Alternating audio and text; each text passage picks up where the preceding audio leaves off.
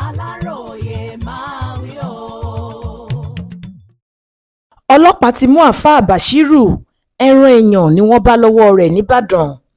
Inú àtìmọ́lé ọlọ́pàá tó wà ní Ìyàgànkù nílùú Ìbàdàn lọkùnrin kan tí wọ́n ń pè ní àáfàá Bashiru wà báyìí, pẹ̀lú bí àwọn ọlọ́pàá ṣe ká kinní kan tí wọ́n fura sí bí ẹran èèyàn mọ́ ọ lọ́wọ́. Àwọn ọlọ́pàá tí wọ́n lọ káàkiri ojú ọ̀nà Ìbàdàn sí Èkó làláròyé gbọ́ wípé wọ́n mú ọkùnrin náà ní nǹkan bíi aago 11 ààbọ̀ àárọ̀ ọjọ́rú Wednesday ọjọ́ 17 oṣù yìí. Irú àyẹ̀wò kan náà tí àwọn agbófinró wọ̀nyí ti ń ṣe sí àwọn ọkọ̀ tí wọ́n bá ń fura sí lójú ọ̀nà náà ni wọ́n ṣe sí ọkọ̀ bọ́ọ̀sì aláwọ̀ funfun ọ̀hún tí nọ́mbà rẹ̀ jẹ́ XA 551 IRG tó ní Ọ̀ṣun.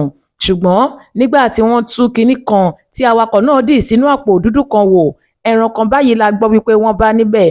Wọ́n lẹ́ran tá a wí yìí kò jọ ẹran ìgbẹ́ tàbí ti màálùú tí wọ́n ń pè ní nọ́mọ̀. Níṣe ló dàbí ẹran èèyàn tí wọ́n gé ní báṣíbáṣí. Àáfàá Bashiru ni wọ́n pe orúkọ ọkùnrin náà. TikTok. Àáfàá Bashiru ni wọ́n pe orúkọ ọkùnrin náà. Wọ́n ní nígbà tí wọ́n béèrè ibi tó ti rí ẹran abàmì ọ̀hún, ó ní láti Èkó lòun ti ń gbé bọ̀, owó òun lòun sì fi rà á, òun sì ń gbé e lọ sí Ìbàdàn ni. Alukoro iléeṣẹ́ ọlọ́pàá ìpínlẹ̀ Ọ̀yọ́ CSP Adéwálé Òṣìfẹ̀sọ fìdí ìròyìn yìí múlẹ̀ lọ́jọ́bọ̀ Thursday ọjọ́ 18 oṣù kẹsàn-án ọdún 2025 yìí. Gẹ́gẹ́ bó ṣe sọ, ó ní tẹ́ ẹ bá rí àwọn ọlọ́pàá tó mójútó ètò ààbò láwọn ojú ọ̀nà ńláńlá wọ̀nyẹn, kì í ṣe eré ni wọ́n bá wa o, iṣẹ́ gidi ni wọ́n ń ṣe.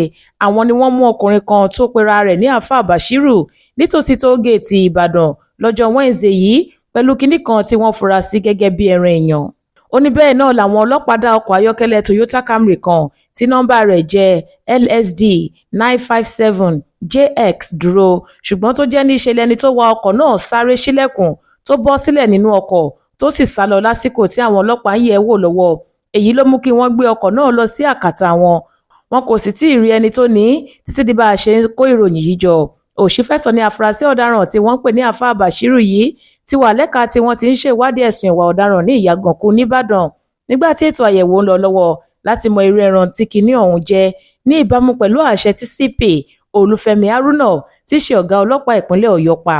Tẹ́ ò bá gbàgbé, ní nǹkan bíi ọ̀sẹ̀ méjì sẹ́yìn, ìyẹn lálẹ́ ọjọ́ Ẹtì Friday ọjọ́ 29 oṣù kẹjọ ọdún 2025 yìí, làwọn ọlọ́pàá tó mójútó ààbò ọ̀nà Ìbàdàn sí Èkó yìí kan náà mú ọkùnrin kan pẹ̀lú ọ̀pọ̀lọpọ̀ ayédèrú owó tó ń ti ìpínlẹ̀ Èkó gbé lọ sí ìlú Òṣogbo ní ìpínlẹ̀ Ọ̀ṣun.